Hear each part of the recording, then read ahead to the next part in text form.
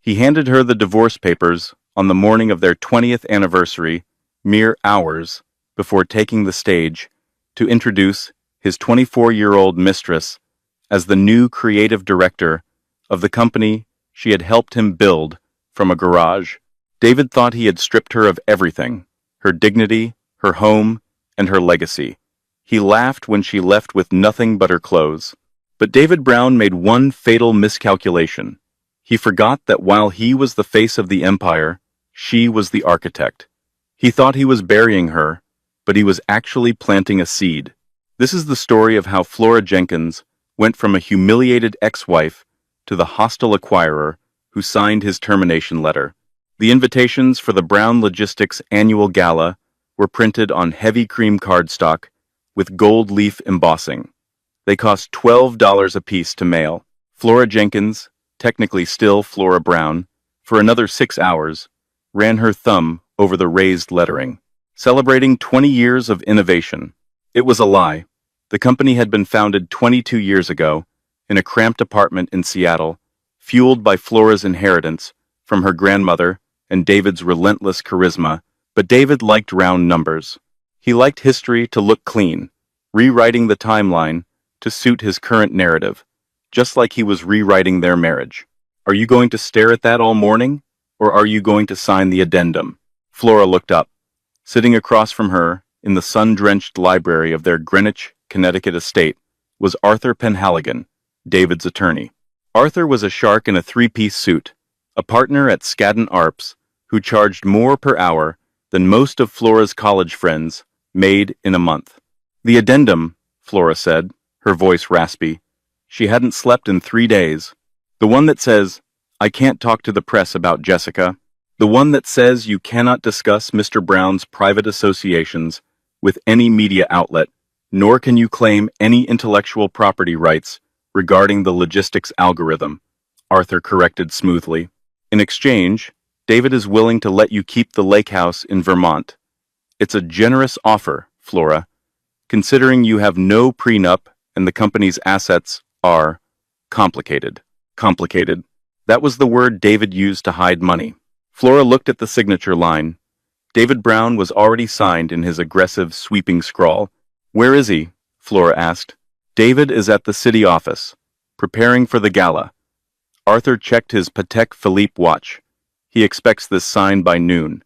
If not, the offer for the Vermont house is rescinded, and we go to full litigation. You know you don't have the liquidity for a court battle against Brown Logistics. She didn't. David had slowly, methodically moved their joint assets into holding companies and offshore trusts in the Cayman Islands over the last 5 years. He had claimed it was for tax efficiency. She had trusted him. She had been raising their twins, now away at boarding school in Switzerland, and managing the charitable foundation. She had taken her eye off the ball. Flora picked up the pen. Her hand trembled, just once, before she steeled herself. She signed. Good, Arthur said, snapping the folder shut. I'll see myself out. Oh, and Flora? David suggested. It might be best if you didn't attend tonight. Flora looked him dead in the eye. It's the company's 20th anniversary, Arthur. I founded it too. I'm on the board. I'm going. Arthur gave a pitying smile. As you wish. The ballroom at the Pierre Hotel in Manhattan was a sea of black tuxedos and designer gowns. The air smelled of expensive perfume and ambition. Flora arrived late. She wore a dress she had bought years ago, a vintage emerald velvet that David used to say made her look like royalty. Tonight, she wore it like armor.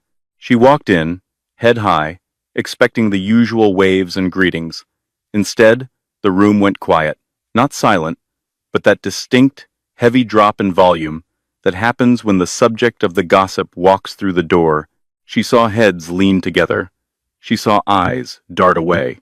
Flora. The voice was overly bright. It was Linda Calloway, the wife of one of David's biggest investors. Linda intercepted her near the champagne tower, her smile tight. I'm so surprised to see you here, Linda whispered, gripping Flora's arm a little too hard. Are you okay? After the announcement? What announcement? Flora asked, her stomach dropping. Before Linda could answer, the lights dimmed. a spotlight hit the main stage. The oversized screen behind the podium flashed the Brown Logistics logo, followed by a photo of David. He looked tan, fit, and rich. He jogged up the stairs to thundering applause. Thank you. Thank you, everyone. David boomed into the microphone. Tonight is about the future. It's about shedding the dead weight of the past and streamlining for the new era. Flora froze. Dead weight. For 20 years, we've been good, David continued. But good is the enemy of great. To reach the next level, I realized I needed a partner who understands the modern world, someone with fresh eyes, someone who isn't afraid to break the rules. He turned to the wings of the stage.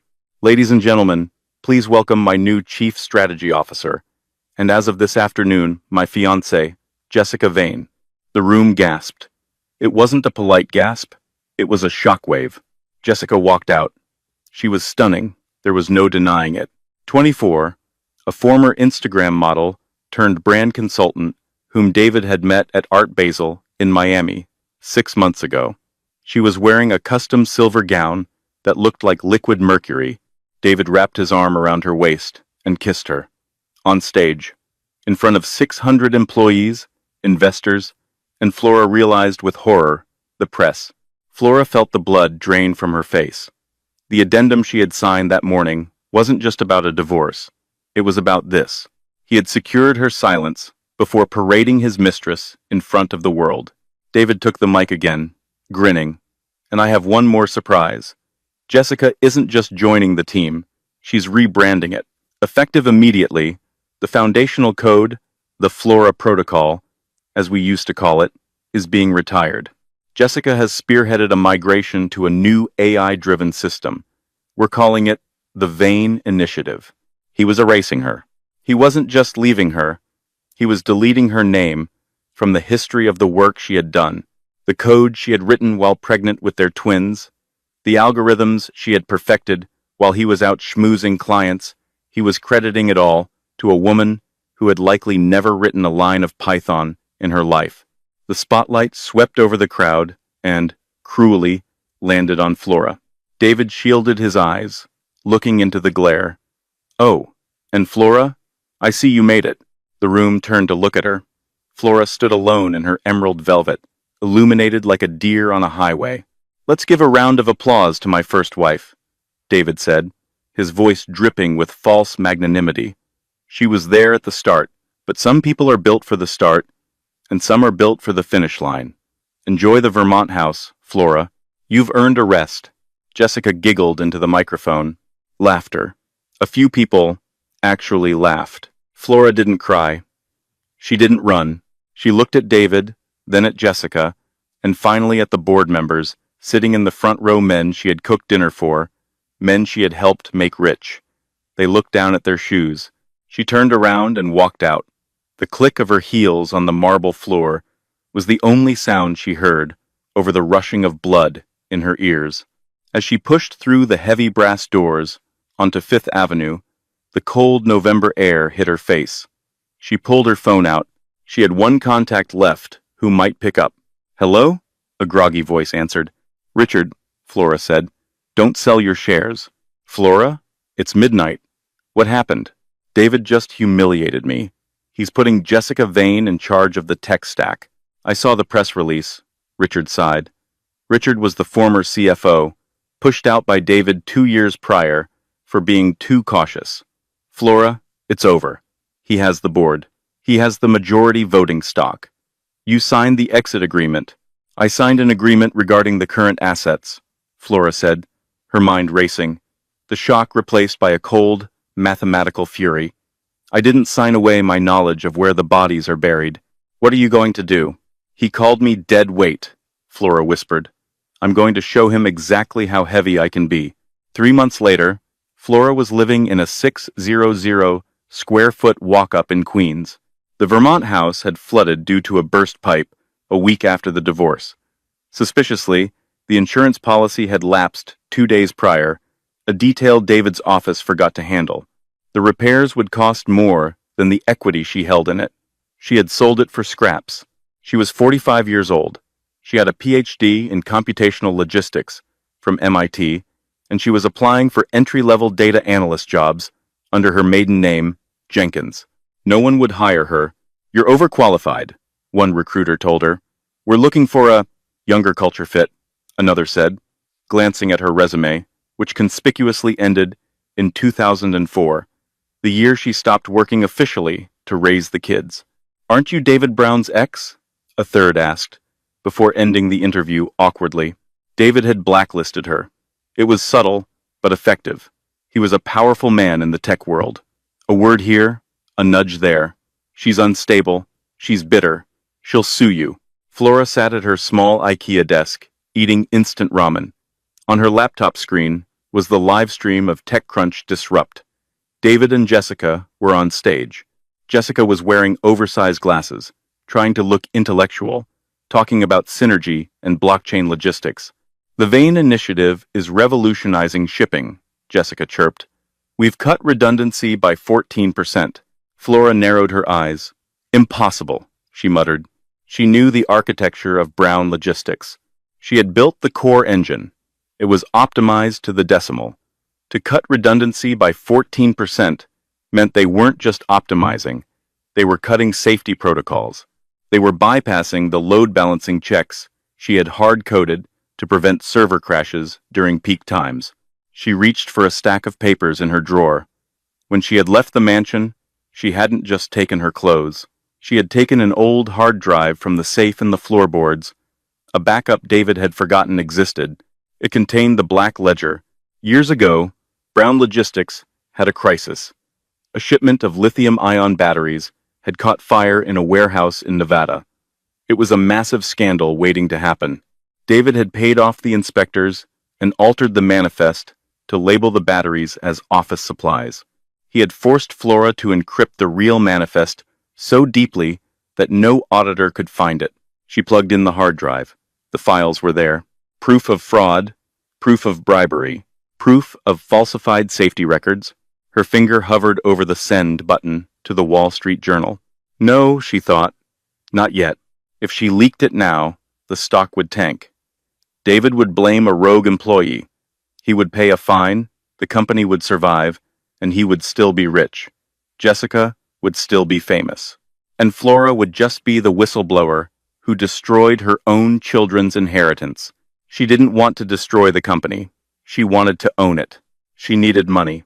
Real money. Not the alimony. Scraps David fought her on every month. Her phone buzzed. It was an unknown number. "This is Flora." "Miss Jenkins," a voice rasped.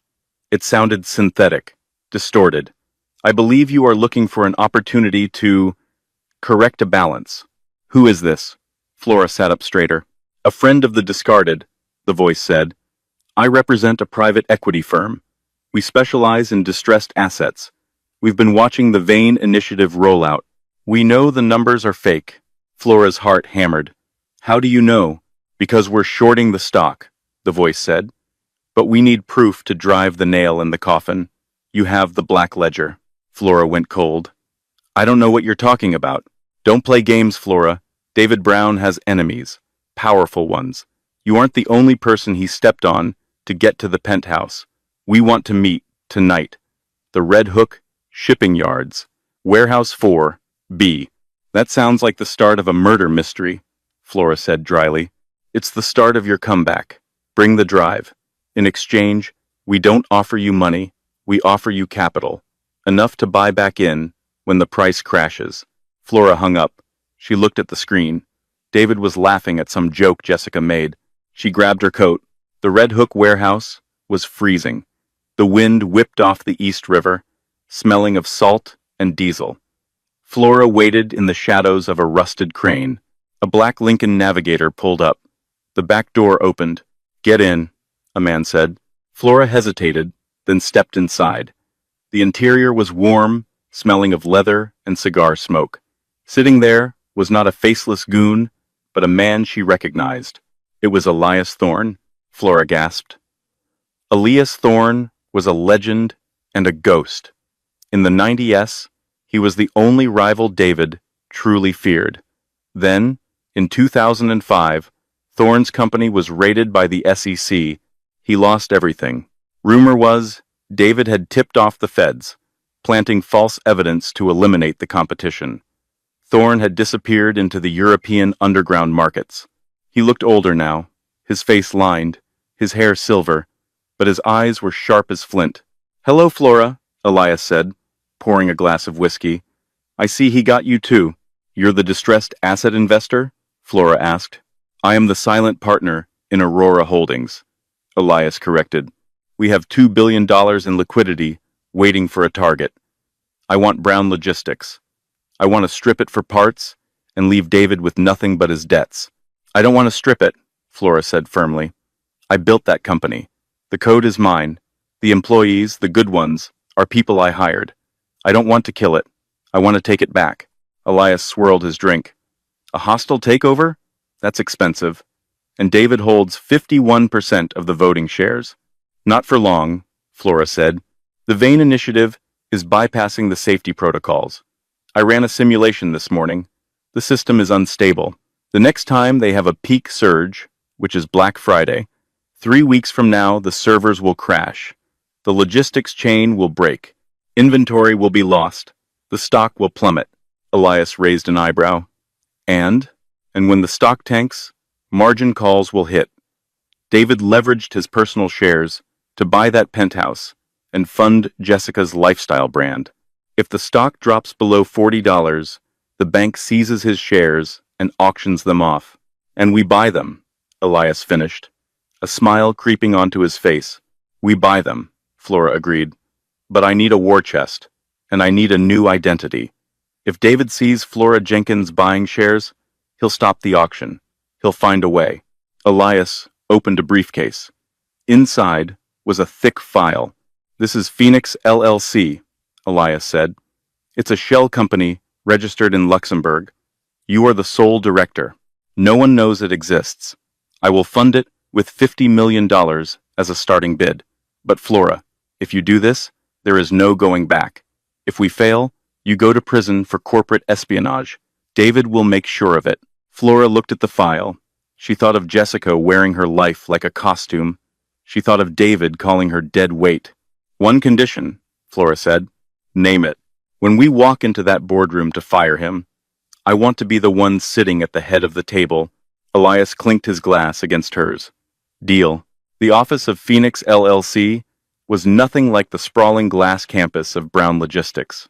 It was a renovated loft in Dumbo, Brooklyn, filled with servers, cooling fans, and the hum of high-frequency trading algorithms. Flora stared at the wall of monitors. It was 3 days before Black Friday. "They're pushing the update tonight," Flora said, her voice tight. "Jessica wants the Vane Initiative live for the holiday rush, to prove the shareholders wrong about the Q3 dip." Elias Thorne stood behind her, watching the data streams. "Are you sure it will fail?" "David isn't stupid. He would have had his team stress test it."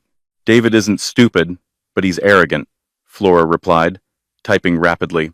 "And Jessica fired the QA lead, Mark Henderson, last week because he lacked vision. I know, because Mark called me crying. Without Mark, there's no one left who understands the load-balancing architecture I built in 2018. Flora pulled up a schematic of the Brown Logistics Central Hub in Ohio. It was a massive automated warehouse where thousands of robots sorted packages. "Look at this." Flora pointed to a line of code she had accessed through a back door, a ghost user account she had created years ago for remote debugging. Jessica's new AI maximizes robot speed by removing the collision avoidance buffer. She thinks if the robots move 20% faster, they'll process 20% more packages. "And they won't?" Elias asked. "They will," Flora said grimly, "for about 6 hours. Then the friction in the wheel bearings will exceed thermal limits. The sensors will drift. And when one robot misses a turn by a millimeter, at that speed, catastrophic failure," Elias finished. "It won't just be a glitch, Elias. It will be a pile-up, a physical crash inside the warehouse." Just then, Flora's phone buzzed. It was a text from a burner number. Subject: "Eyes only." Message: "He's trying to sell the Vermont land rights. He knows someone is buying up the float. He needs cash to fight a takeover. David senses us," Elias noted, reading over her shoulder. He sees Phoenix LLC buying small blocks of shares. He doesn't know it's you, but he knows someone is circling. Let him panic, Flora said. Panic makes him reckless. But the next morning, the game changed. Flora was at a coffee shop in Brooklyn when she saw the news. A headline on CNBC. Brown Logistics announces partnership with Omnicorp. Flora nearly dropped her coffee. Omnicorp was a massive conglomerate, a rival logistics firm. If David merged with them, or even just signed a defensive partnership, the stock price would stabilize. He would have a safety net. He's trying to make himself too big to fail, Flora whispered. She ran back to the loft. Elias was already on the phone, looking furious. He's offering them a 15% discount on shipping in exchange for a cash injection, Elias said, slamming the phone down. If that deal goes through on Monday, our short position kills us. We'll lose the $50 million. The deal is signed on Monday? Flora asked. Yes. At the opening bell? Then we have to kill the company before Monday, Flora said. Her eyes were cold. Black Friday is tomorrow. The crash has to be worse than just lost packages. It has to be a PR nightmare that scares Omnicorp away. How? Flora sat at the terminal. I'm going to unmask the Vane initiative. Jessica claims it's AI. It's not. I'm going to show the world what it really is. She began to type. She wasn't hacking the system to break it. She was hacking the reporting tool. She set up a script that would auto-tweet every single error message the server generated directly to the official Brown Logistics Twitter account, tagging the major shareholders and tech journalists. When the system fails, Flora said, the world will see the raw logs. They'll see the negligence. That's bold, Elias smiled, but dangerous. If they trace the script to this IP, they won't, Flora said, because I'm routing it through the smart fridge in the executive break room at Brown HQ. I bought that fridge in 2021. It still has my admin password. Black Friday, 4 a.m. The Brown Logistics Command Center in Manhattan was buzzing. David Brown stood overlooking the floor, a scotch in hand. He looked tired. The Omnicorp deal was his lifeline, but the stress was eating him alive. Traffic is at 110% capacity, Jessica announced from the main console. She looked manic, her eyes wide. The Vane initiative is holding. Throughput is up 18%. Good, David muttered. Keep it there. If we survive today, we survive forever. In Brooklyn, Flora and Elias watched the same data, but they were looking at the thermal sensors in the Ohio warehouse. Temperature on conveyor belt 4 is rising, Flora noted. Bearings are at 200 degrees. Why isn't the system throttling down? Elias asked. Because Jessica hard-coded the override, Flora said. She turned off the safety alarms to stop them from annoying her during the demo. On the screen, the temperature graph spiked red, 4:15 a.m. In Ohio, a sorting robot, designated Unit 734, seized up. Its wheel shattered from the heat. It skidded sideways on the track. Because the collision buffer was removed, the robot behind it, Unit 735, didn't slow down. It slammed into 734 at full speed. Crunch. The impact derailed both units. They spilled heavy packages onto the tracks. Collision detected in Sector 4, a technician shouted in the Brown Command Center. Override it, Jessica snapped. Reroute traffic to Sector 5. We can't, the technician yelled. The logic loop is stuck. The system thinks Sector 4 is clear because you disabled the sensor feedback. 4:00 a.m. 10 more robots plowed into the wreckage. It was a chain reaction, a pileup of metal and cardboard. A lithium-ion battery in one of the packages was punctured. Sparks flew. Then, fire. Fire alarm! The technician screamed. Sprinklers activating in Ohio. David dropped his glass. Shut it down. Shut down the line. I can't! Jessica was frantically tapping her tablet. The interface is frozen. It's locked me out. At that exact moment, Flora's script executed. The official Brown Logistics Twitter account began posting. At Brown Logistics, Era 505, thermal critical. Collision avoidance, disabled by user, Javane. At Brown Logistics, fatal exception. Fire suppression active. Inventory loss, 100%. At Brown Logistics, system note. Just turn off the alarm so it runs faster. CMD, override, auth, JVane. Flora had programmed the script to publish Jessica's internal admin notes alongside the crash logs. The internet exploded. In minutes, Number Brown crash was trending Haitian globally. Screenshots of Jessica's reckless commands were everywhere. 6 a.m. The markets hadn't even opened yet, and the pre-market trading for Brown Logistics was a bloodbath. The stock, which had closed at $145 on Wednesday, was trading at $82 in the dark pools. David was pacing the office, screaming into his phone. "It's a glitch, a hack. Tell the press it was North Korea." "Mr. Brown," his secretary interrupted, her face pale. "Omnicorp is on line 1, the CEO. He says the deal is off." David froze. "Put him through." He hung up, sir, after he read the tweets. David turned to Jessica. She was sitting in the corner, sobbing, holding her phone. "You said you fixed the code," David whispered, his voice shaking with rage. "You said you modernized it." "I did," Jessica wailed. "It was working. Someone sabotaged me." "You sabotaged us," David roared, throwing a stapler at the wall. "You turned off the safety sensors? Are you insane?" 9:30 a.m. Market open. The opening bell rang. Brown Logistics opened at $65. Flora and Elias were watching the ticker. "Now," Flora said. "Executing," Elias replied. Phoenix LLC began buying. Not slowly, aggressively. Every time a panic seller dumped stock, Phoenix bought it. As the price crashed to $50, then $45, the volume was unprecedented. David's phone rang. It was the bank. "Mr. Brown," the banker said, his voice cold, "your personal shares are leveraged against the $40 mark. The stock is currently at $42. We need you to post collateral immediately, or we initiate a margin call." "I have the Vermont house," David shouted. "The Vermont house is flooded and worthless, sir. We checked.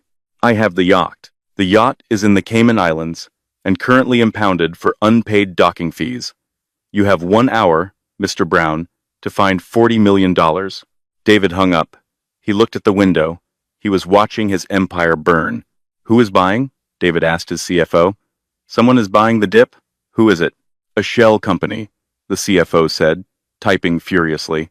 "Phoenix LLC, registered in Luxembourg, no names attached."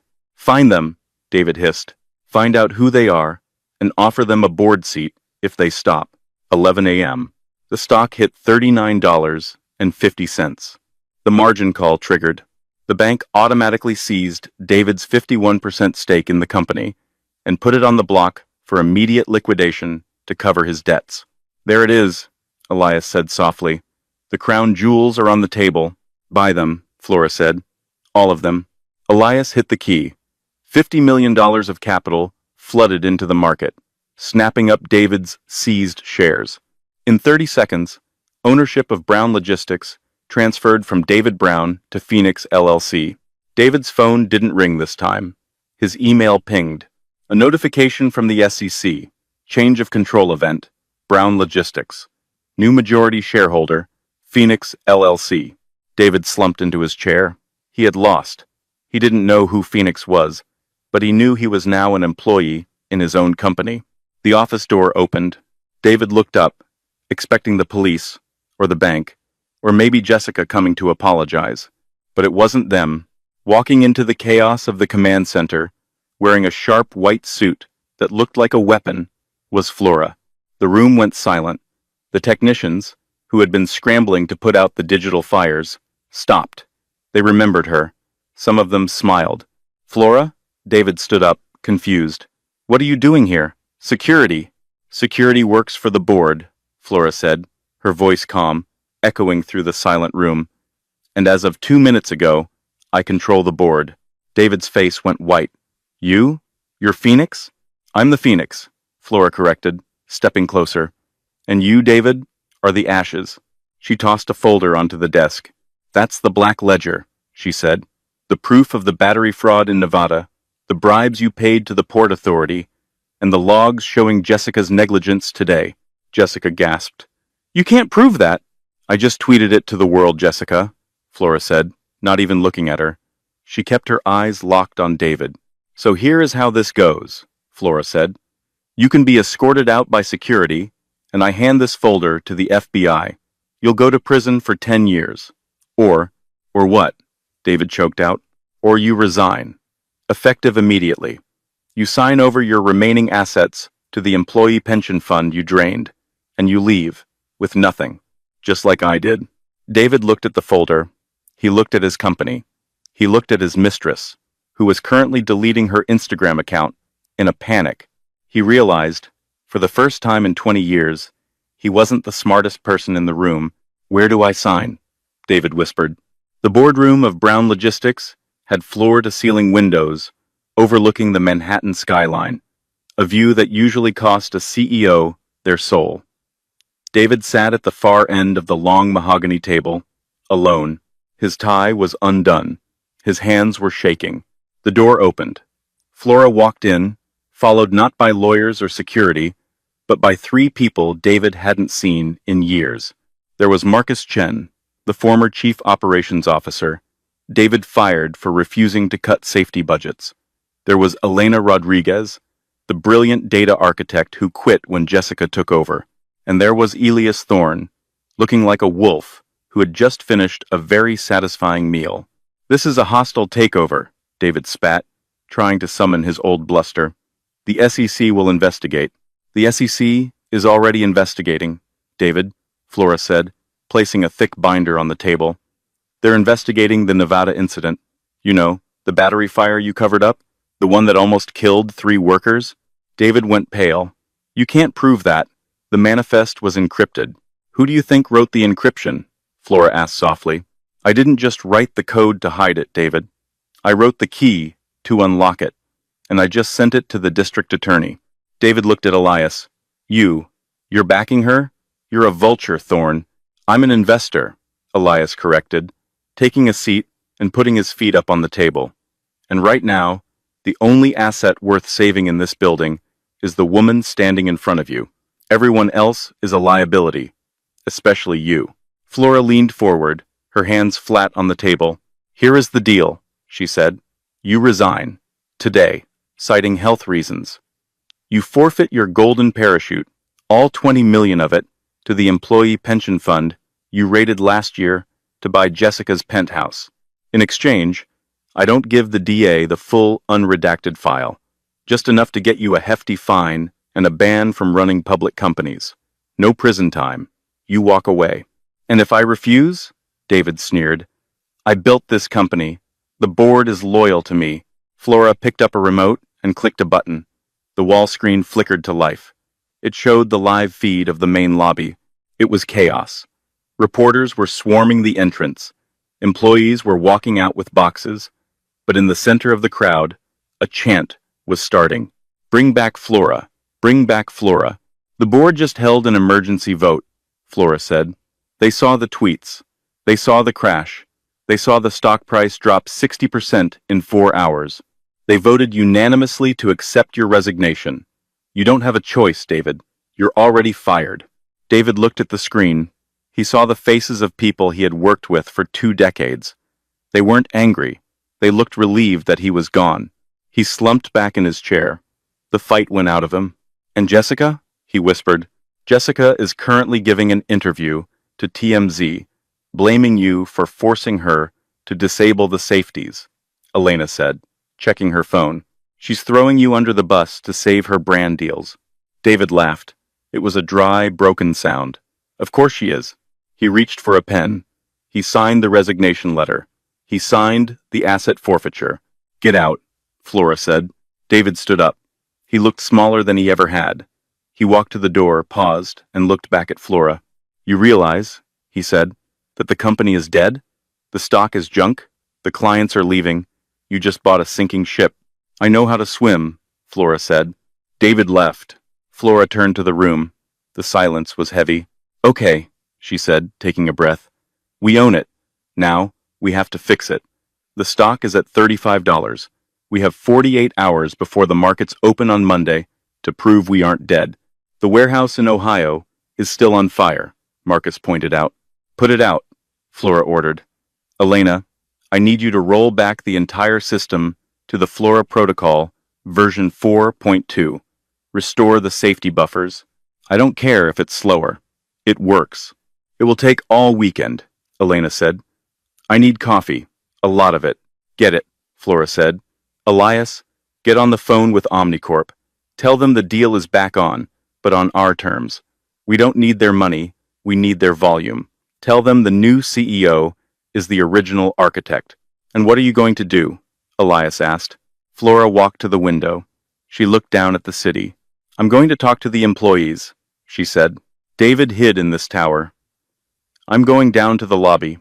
The lobby of Brown Logistics was a war zone of microphones and shouting reporters.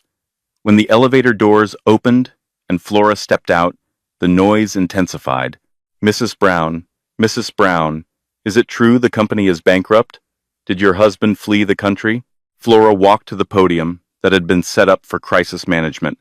She didn't have a speech prepared. She didn't have a PR team.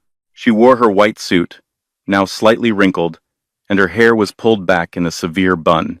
She tapped the microphone. Thump, thump. My name is Flora Jenkins, she said. Her voice was steady. I am not Mrs. Brown. I am the new CEO of this company. The crowd quieted slightly. For 20 years, Flora continued, this company was built on a promise that we deliver. We deliver packages, we deliver data, and we deliver trust. Today, that trust was broken, not by a computer glitch, but by human arrogance. She looked directly into the camera lens. To our customers, your packages are late. I know. We are refunding every single shipment from the last 24 hours. It will cost us millions. We will pay it. A murmur went through the crowd. CEOs didn't usually admit fault this openly. To our employees, she said, turning to look at the workers gathered on the mezzanine, I know you were told to cut corners. I know you were told to ignore safety. That ends today. The Vane initiative is dead. We are returning to the core protocols.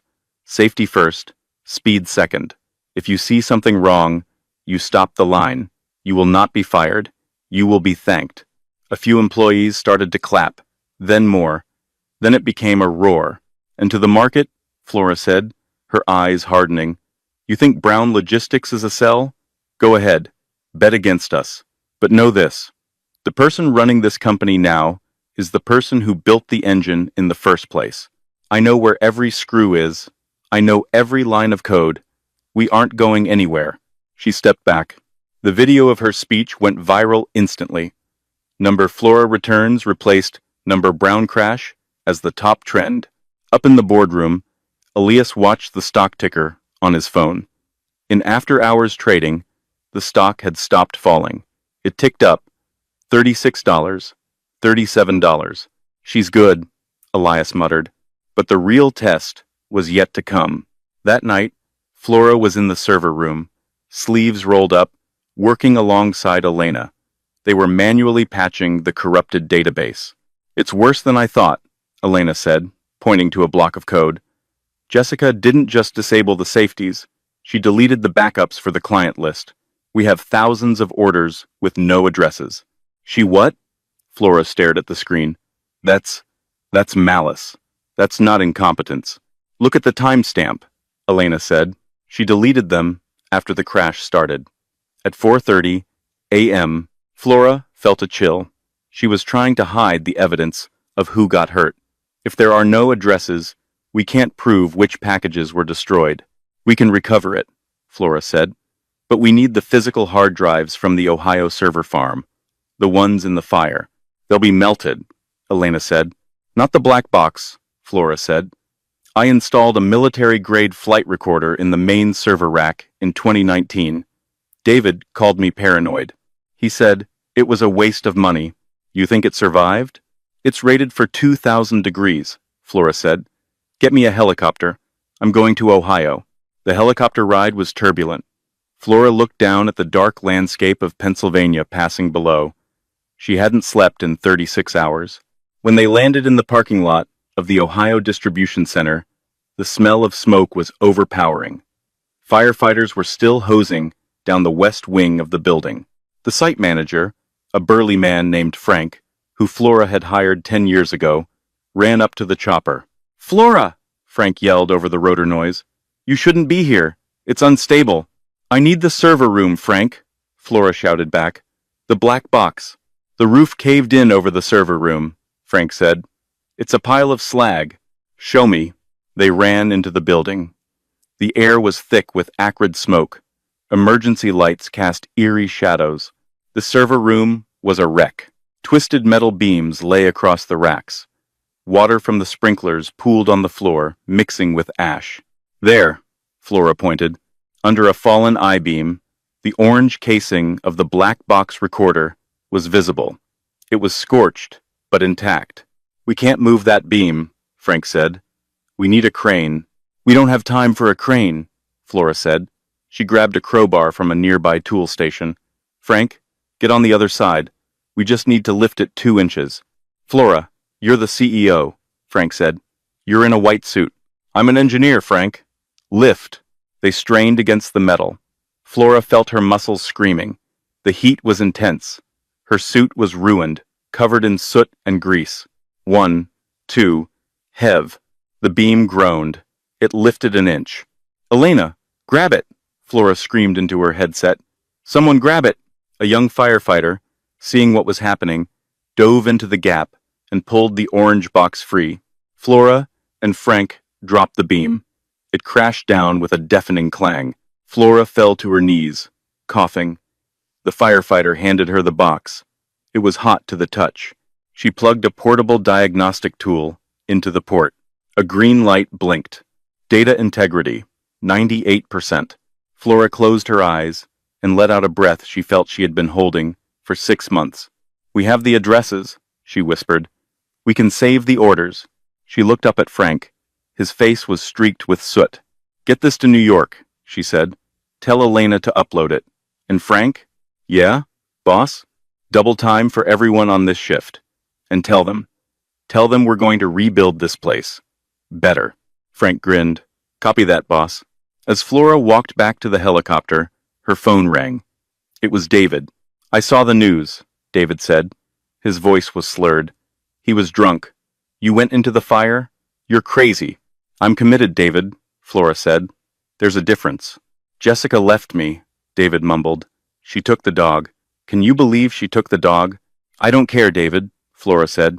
"Don't call this number again." She hung up and threw the phone into the wet ash of the parking lot. She climbed into the chopper. "Back to New York," she told the pilot. "We have a company to run." 6 months after the Black Friday crash, the snow in New York had melted, revealing the grime and the gold of the city beneath. Brown Logistics was gone. In its place stood Phoenix Global. The rebranding wasn't just cosmetic. Flora had gutted the company. The executive washroom on the 40th floor was now a server farm. The private chef David had kept on payroll was gone, replaced by a 2-4-hour cafeteria for the night shift engineers. The stock, which had bottomed out at $35, closed on Tuesday at $182.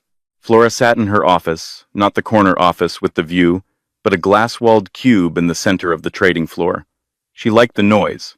She liked seeing the work happen. "Quarterly report just came in," Elias said, dropping a file on her desk. He was wearing jeans now, having ditched the suits. "We're up 14% year over year. The new safety protocols actually improve delivery times because we have 0 downtime for accidents." "David always said safety was a cost center," Flora mused, opening the file. "Turns out, chaos is more expensive." "Speaking of costs," Elias said, his voice lowering. "He's in the lobby." Flora stopped. She hadn't spoken to David since the night of the fire. "Does he have an appointment?" "No." Security tried to turn him away. "He says he has something for you." Flora considered it. She looked at the busy floor, the monitors flashing green, the young engineers debating code in the break room. She felt an immense sense of peace. "Let him up," she said. "But just him. No lawyers. David Brown looked like a man who had aged 10 years in 6 months. His tan was gone. His suit was expensive but ill-fitting, as if he had lost weight too quickly. He carried a small cardboard box. He walked through the bullpen. No one looked up. The new employees didn't know who he was. To them, he was just another visitor in a suit. Flora met him at the door of her glass cube. She didn't invite him to sit. "Hello, David." "Flora," he said. He looked around the office, his eyes landing on the logo, a stylized bird, rising from ash. Phoenix. Subtle. "It seemed appropriate," she said. "What do you want?" David set the box on her desk. "I found these. In the storage unit. I thought you might want them." Flora opened the box. Inside were old photos. Polaroids from their first apartment in Seattle. A picture of them eating pizza on the floor, surrounded by shipping manifests. A photo of Flora holding their newborn twins, looking exhausted but happy. "I don't have anywhere to put them," David said quietly. "I'm moving to a smaller place." In Jersey City, Flora looked at the photos. They felt like artifacts from a different civilization. "Jessica?" Flora asked, not out of malice, but curiosity. David let out a short, bitter laugh. "She's in Dubai, influencing for some cryptocurrency startup. She blocked my number the day the final settlement check cleared." He looked at Flora, really looked at her. "You did it," he said. "You actually saved it. I thought you would sell it for parts." "I didn't save your company, David," Flora said, closing the box. "I built a new one. Yours was built on hype and leverage. This one is built on code and concrete." David nodded. He shifted his weight, looking uncomfortable. "I was wondering," he started, his voice cracking slightly, "if, maybe, there was a consulting role? I know the suppliers. I know the old contracts. I could help with the transition." The silence stretched. It was the longest 10 seconds of David's life. Flora looked at the man she had loved for 20 years, the man who had humiliated her on a stage in front of the world, the man who had called her dead weight. She felt no anger. She felt no satisfaction. She just felt nothing. He was a stranger. "No, David," she said softly. "Flora, please. I need the work. The legal fees took everything." "We don't hire people who ignore safety protocols," she said, quoting the new employee handbook. "It's a liability." She pushed the box of photos back toward him. "Keep them," she said. "They belong to the past. I don't live there anymore." David stared at her, waiting for the cruelty, the gloating, but there was none, just a professional dismissal. He picked up the box. He turned and walked out. Flora watched him go. She watched him press the button for the elevator, step inside, and vanish as the doors slid shut. "You okay?" Elias asked, appearing at her side with 2 coffees. "I'm fine," Flora said, taking a cup. "Actually, I'm better than fine." She turned back to her screens. "Let's get back to work. I have an idea for the drone delivery algorithm. You never stop, do you?" Elias grinned. "Why stop?" Flora smiled, typing a command that sent a fleet of trucks rolling out of a warehouse in Ohio. "I'm just getting started." And that is the story of how Flora Jenkins didn't just get revenge. She got everything. She proved that dignity is quiet, competence is loud, and the best way to destroy your enemies is to outlast them. David Brown lost his empire because he forgot the golden rule of business. Never underestimate the person who built the foundation you're standing on. If you enjoyed the story of justice, betrayal, and corporate warfare, please smash that like button. It really helps the channel grow. Don't forget to subscribe and hit the notification bell so you never miss a new story. I post new drama storytelling videos every week. What would you have done in Flora's shoes? Would you have given David a job? Let me know in the comments below. Thanks for watching, and I'll see you in the next one.